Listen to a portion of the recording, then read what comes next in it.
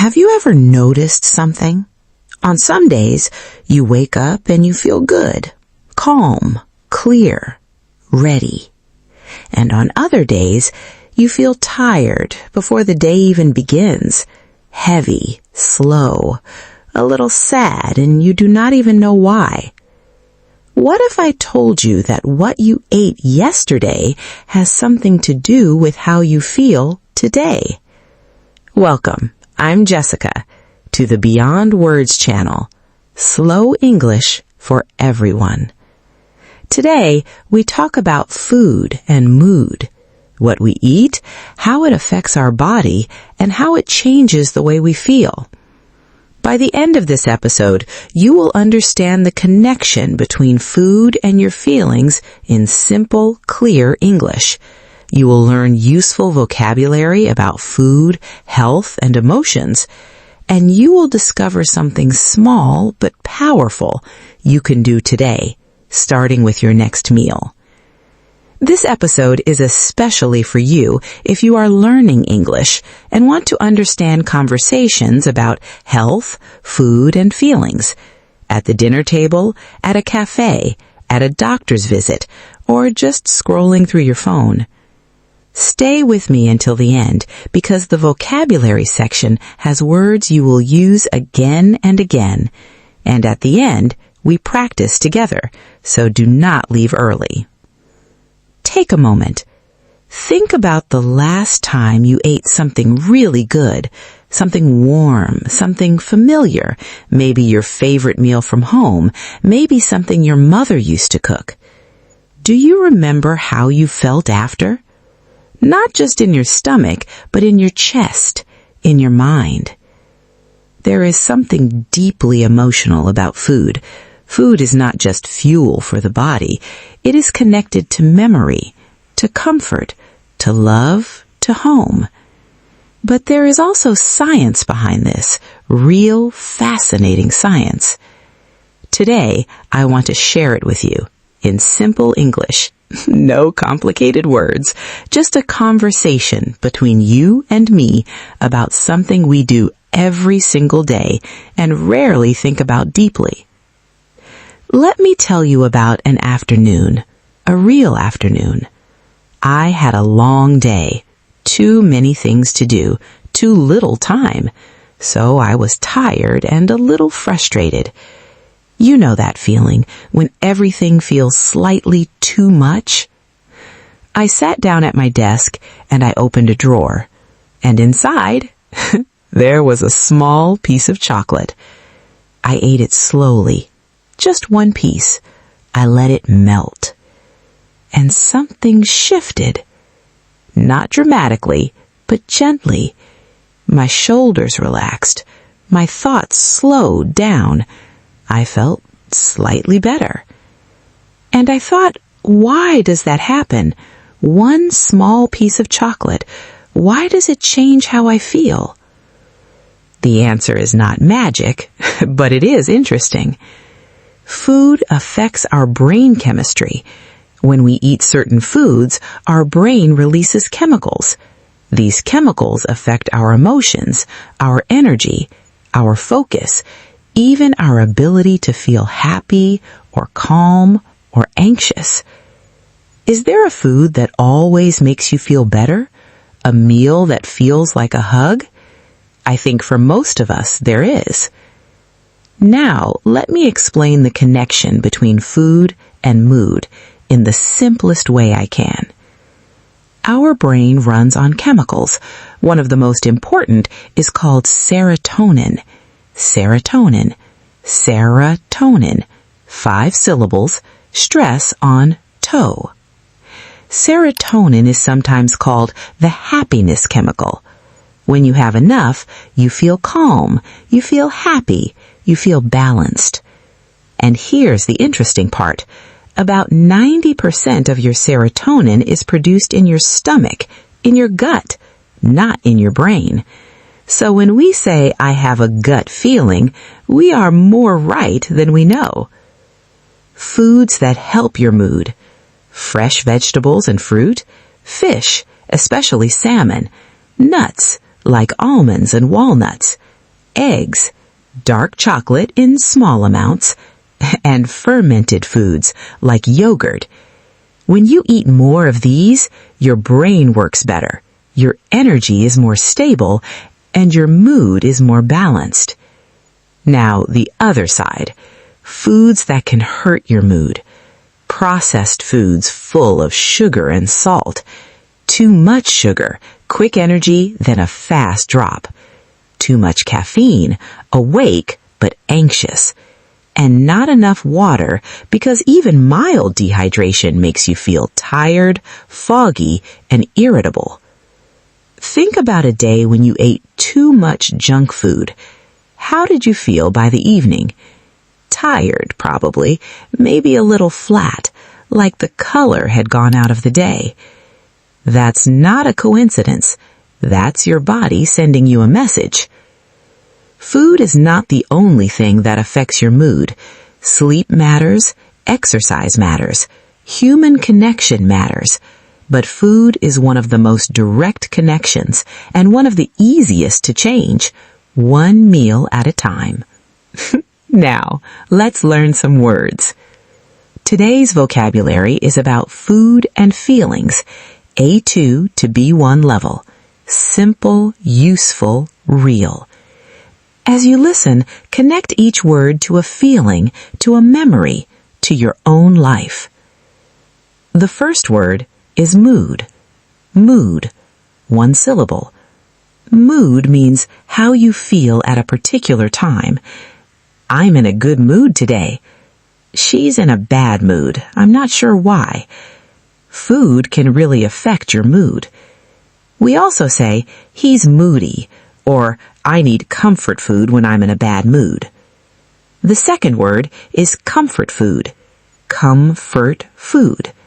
Comfort food is food that makes you feel emotionally better, like a warm hug for your stomach. When I'm sad, I always want comfort food. For me, comfort food is my grandmother's soup. What is your comfort food? I'm sure you have one. The third word is energy. Energy. 3 syllables. Stress on the first. Energy means the ability to do things, to think, to move, to work. I have no energy today. I didn't eat well. Fruit gives me quick energy in the morning. The fourth word is irritable. Irritable. 4 syllables, stress on the first. Irritable means easy to get angry or upset, feeling annoyed by small things. When I skip breakfast, I feel irritable and unfocused. We sometimes say hangry. Hangry, a combination of hungry and angry. I'm so hangry right now. Please let me eat first. This word is very popular in everyday English. The fifth word is balanced diet. Balanced diet. A balanced diet means eating a variety of foods in the right amounts, not too much, not too little. A balanced diet is important for your mental health. I'm trying to eat a more balanced diet this year. The sixth word is crave. Crave. 1 syllable. To crave means to want something very strongly, usually food. I always crave sweet food when I'm stressed. After exercise, I crave salty food. Cravings are often your body's way of telling you something. If you crave sugar, you might be tired. If you crave salt, you might be dehydrated. Your body is smarter than you think. The seventh word is gut feeling. Gut feeling. A gut feeling is a strong instinct, a feeling you can't explain with logic. I had a gut feeling something was wrong. Trust your gut feeling. It's usually right.